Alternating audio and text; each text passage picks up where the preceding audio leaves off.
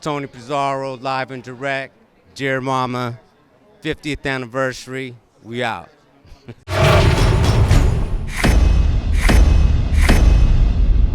He's talking to BallerAlert, man. We chilling. Tupac fashion, 50th year of hip hop. You know, just coming out representing my man Pac. So let's talk about that. 50 years of hip hop, 30 years of Death Row. We're at the Dear Mama documentary series premiere, and you co-wrote and produced Dear Mama. Now, while we honor what that meant to Tupac, what did it mean to you, especially it being such a huge classic that lives on today? Well, it was a special song from the very beginning because all but maybe like 4 or 5 lyrics is basically the story of my life. And so that's why I really embraced the song, put so much time. Like it's the song that I worked on the most. There was I'd be at my house working on the song, and I'd be having emotional periods. And that's why you hear I use things that we weren't using, like strings, and give it the emotion. So it's a personal song for me too, you know. And the fact that it did so well, you know, yeah, hit. And we knew it. We had to convince the record company of it. Like, you know, What was that process like? Well, you know, we had to really get, like Tom Wally's a real good A&R. I didn't really understand him at the time, but he had a real good formula.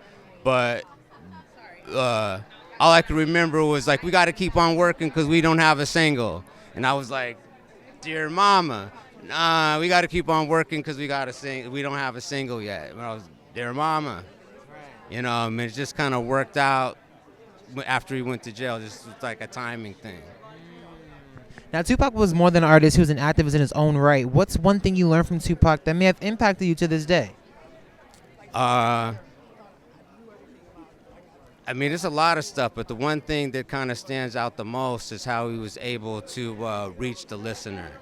You know, a lot of people thought that it was just about thug life or just about black people, but it was really about everybody in the struggle. Is there anything from Tupac's artistry and creativity and just his all-around being as an artist that you would give as a tip to newer hip-hop artists that are rising in the game at this time? Be yourself. I think that's what worked for Tupac. What we got from Tupac, that was the real Tupac. Now, in the docu-series, Tupac touches on the genre gangster rap, sharing that media and, you know, anyone outside of hip-hop create the term and classify it as anything that isn't party music. What do you understand about the term gangster rap? Should it be a term? Do you like the term? Like, what's your thoughts on the term gangster rap? Ron, I don't like classifications. I have to stay away from that one. Yeah, that's okay. That's okay. Last question is this. Now, when it comes to this docu-series, there's so many things that have been touched on with Afeni and Tupac. What do you think makes this docu-series stand out? Again, it's just the truth, the real life story. That's what Tupac's vision was. That's what he was about.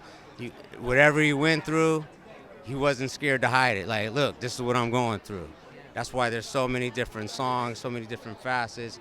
I think I feel like I personally understood him because, you know, a lot of people at the time thought he contradicted himself at times, but I felt like as a Gemini, you know what I'm saying? Because, you know, Tupac was the Gemini, and my brother was a Gemini, and I really understood the Gemini, that he was giving you the Gemini, which is Tupac. And then the Gemini is known to have 2 sides, but I'm gonna tell you it's 7. 7. If you know, it's 7 personalities. And so to me, it's like you can never pin it. You know what I'm saying? And that's why all the songs are different. It wasn't one lane. It wasn't this. It's everything. Perfect. Thank you so much.